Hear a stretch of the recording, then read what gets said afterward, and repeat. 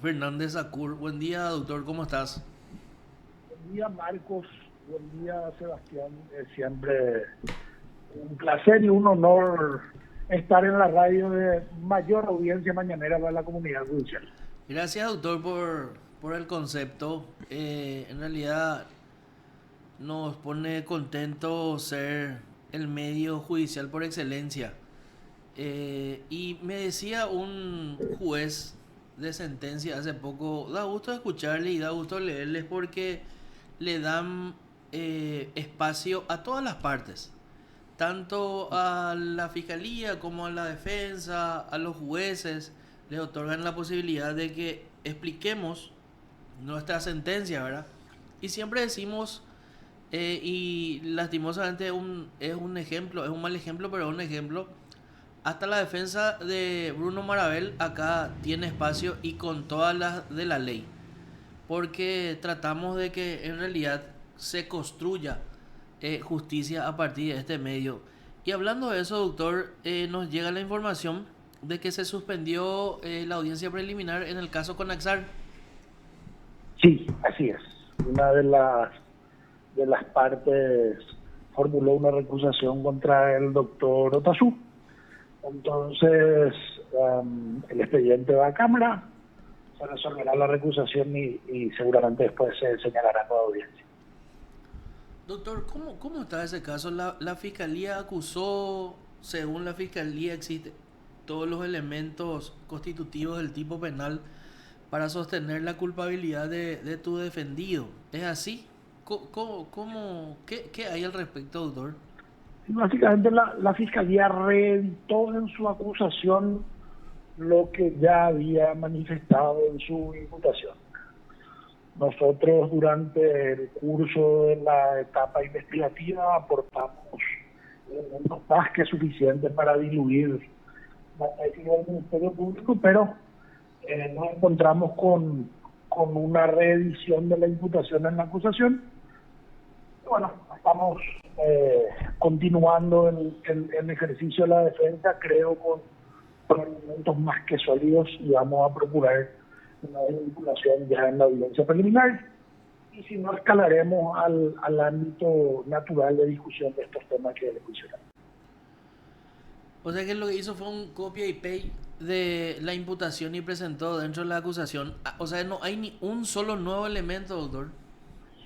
No varió la visión del Ministerio Público sobre los hechos a pesar de que um, se produjeron informes y otros elementos suficientes como para descartar la participación del señor Álvaro Guasmosi en cualquier hecho punible. O sea, para recordar, a Álvaro Guasmosi se le atribuye declaración falsa.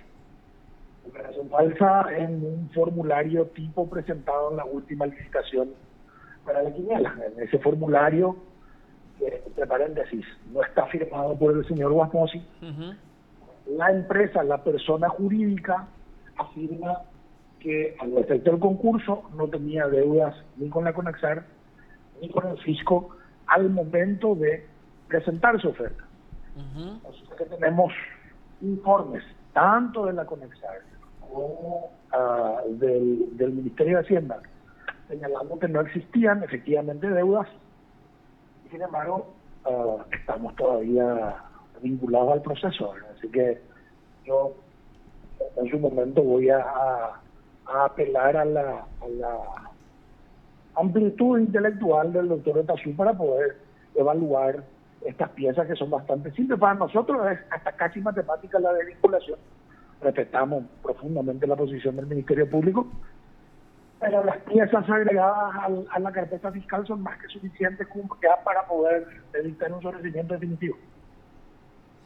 Doctor, la última vez que hablamos, y lo tengo anotado en la agenda 2022, están esperando informes tanto del fisco, o sea, del Ministerio de Hacienda, como de Conaxar, con relación a ver un poco la situación de deuda o de no deuda, para ser un poco más claro, del señor Álvaro Guasmosi, en realidad de la empresa que tiene la concesión de la quiniela, tanto con el fisco y con Conaxar. ¿Llegó ese informe desde estas instituciones? Llegaron ambos informes ratifican la inexistencia de deudas al momento de presentar la oferta. Acá, lo que en realidad hay, sobre todo con el tema del fisco, hay una tremenda confusión por parte del Ministerio Público en cuanto a qué es ser deudor del fisco. Una cosa es deuda en el sentido coloquial de la palabra y otra muy diferente es deuda a los efectos técnicos, tributarios y jurídicos. Ujú. Para que uno sea deudor del fisco, legalmente hablando, tiene que haber un impuesto dado y esa determinación tiene que estar firme. Y esta no es una apreciación personal mía, sino que está expresamente en la ley tributaria. De ningún modo, ni en este proceso, ni en ningún otro, se puede hablar de que el contribuyente es deudor si es que no tiene una determinación tributaria. ¿Cómo puede ser deudor el contribuyente que no sabe lo que tiene que pagar? ¿Qué concepto y cuánto? Entonces, lo que efectivamente explica Hacienda es, mire, a la fecha en la que se presentó la oferta, le habíamos pedido a usted 31 certificados de cumplimiento tributario, para empezar. Y además, con relación a cualquier otro impuesto, usted no tenía ninguna determinación tributaria. Ya, o sea, Para nosotros es demasiado claro. no es que la empresa presenta un informe falso tanto de Conaxar o como de Hacienda, diciendo nosotros no adeudamos nada, sino que se basó, a ver un poco, ese documento que se presenta se basa precisamente en los informes de estas dos instituciones. Absolutamente. Es más, Cuando hablamos en tributario, me acuerdo, lo poco me acuerdo de derecho tributario, se hablaba de un hecho generador. O sea, en este caso no existe ese hecho generador. no existe un hecho generador en tanto y cuanto la autoridad tributaria no lo determine. Ya. ¿Ok? Entonces, eso es lo que explica Hacienda. Mira, al momento de la oferta, que es el momento en el que se formula uno pues no puede construir un hecho punible con elementos que se dan en una secuencia temporal, ¿verdad? O sea, yo no puedo decir, o sea, la declaración teóricamente falsa tiene que ser falsa en el momento que se formula. Sí. Uno no puede construir una declaración falsa con un elemento venidero, con un elemento posterior. Entonces, lo que dice Hacienda es, al momento de la oferta, usted no era deudor del fisco, vale decir, lo que usted dijo en su declaración estaba bien, es correcto. Es más, en su momento se le había preguntado a la Conaxar cuál iba a ser el documento de respaldo para esa afirmación que se hace en el formulario. La propia Conaxar dijo, permítase su certificado de cumplimiento tributario. Entonces, ¿cómo puede ser falsa una declaración que se formula cumpliendo las indicaciones que te da sobre el llenado la propia convocante? Ya. Entonces, Ya. esa es la importancia también de ampliar el conocimiento de los operadores de justicia a otras ramas del derecho. Ujú. O sea, claro, o sea, es demasiado importante incluso para el llenado de este tipo penal, al menos tener bien en claro qué es lo que es falso y qué es lo que no es falso y qué es lo que se tiene que presentar y qué es lo que no se tiene que presentar, ¿verdad? Pero, o sea, así de claro, si está la situación en un juicio oral, por lo menos por duda, esto va a la absolución. Yo estoy seguro de que va a ser así. Yo querría pelear un sobreseimiento definitivo por la claridad de las cuestiones, porque no hay que hacer mayor análisis probatorio. Pero lo contrario, el juicio oral es el ámbito natural para estas discusiones, ¿verdad? Solo que me gustaría que mi cliente no esté sujeto al estrés procesal o a la estigmatización procesal innecesaria por un hecho que es notoriamente atípico. Claro, y se viene demostrando en estos meses, por ejemplo, el caso de Mario Ferreiro, que fue absolutamente innecesario llevar ese caso a juicio oral, porque en realidad la fiscalía no tenía cómo sustentar lo que estaba pretendiendo, ¿verdad? Entonces, los jueces penales de garantías, convertidos en jueces penales de la etapa intermedia, tienen esa potestad y esa posibilidad de cortar de raíz esta situación que cuando se nota que la fiscalía no tiene un sustento real, deberían de optar por finiquitar el proceso. Yo, de vuelta, yo entiendo y respeto muchísimo el trabajo de la Fiscalía, pero de verdad te digo, Marco, yo no entiendo cómo el Ministerio Público no entiende esta cuestión que es en principio clarísima desde el aspecto del derecho tributario y administrativo integrado en derecho penal. Uno no puede analizar cuestiones penales como si fuese un compartimiento estanco separado de las otras áreas del derecho. La visión tiene que ser general en función del ordenamiento jurídico en general. Sí. Y de vuelta, si yo le pregunto a la convocante, señora convocante, ¿cómo tengo que llenar esto de esta forma? Cumplo lo que la convocante me dice y resulta que tengo una imputación por declaración falsa por haber llenado del modo que la convocante me dijo que llene. Doctor, disculpame que sea tan directo y creo que te tengo que preguntar, ¿verdad? La empresa fue suspendida, se le sacó la licitación porque declaró falsamente. No. De hecho, la CONAXAR se mantuvo.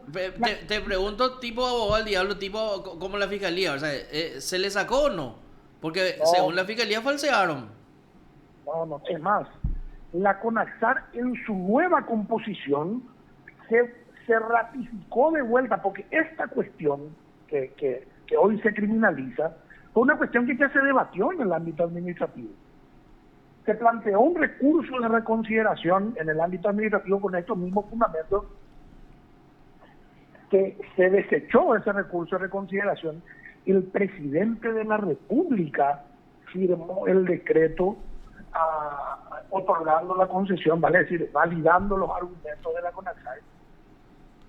Así que el único ámbito donde permanece... O sea, si yo quiero abrir el panorama y voy a seguir siendo de abogado al diablo, el presidente de la República es cómplice entonces de la creación falsa. Si hubiese sido falsa. No, claro, estoy hablando de la hipótesis del Ministerio Público. Si hubiese sido falso, el presidente de la República, quien sigue autorizando y dándole vida a ese contrato, es cómplice de esa declaración falsa que para la Fiscalía existe y además el presidente de CONAXAR y los miembros de CONAXAR también, porque está hablando de una nueva composición. No es esta CONAXAR la que le dio a usted el beneficio de explotar la quiniela. No. Sin embargo, esta CONAXAR ya ha contestado informes en el mismo sentido que la composición anterior de la CONAXAR imputada, es cierto. Ya. Los miembros de CONAXAR tienen otras... hay otros hechos que se les indican, ¿verdad? Uh-huh. Pero con relación a este en particular, que es el que hace a ambiente, la nueva composición de la CONAXAR ya contestó informe en el mismo sentido que la composición anterior. Qué bárbaro. O sea, hasta parece que me está tomando el pelo, doctor, porque es demasiado claro, ¿no? Entonces, o sea, los mecanismos administrativos dicen está todo bien, pero el mecanismo punitorio del Estado, que debe ser la última ratio, etcétera, etcétera, sigue cuestionando. Pero es una de las cuestiones que de hecho yo voy a exponer en el incidente de sobrecimiento que hoy no pude plantear porque la audiencia se suspendió, ¿verdad? La última instancia administrativa del presidente de la República valida la decisión que toma la composición anterior de la CONAXAR sobre esta materia. Uh-huh. Y otra vez es ratificada por la nueva composición de la CONAXAR. Vale decir, el Poder Ejecutivo dice, está bien. El Poder Judicial dice, está bien. Porque la oferente perdidosa planteó una demanda contenciosa administrativa con estos mismos argumentos, de la cual desistió.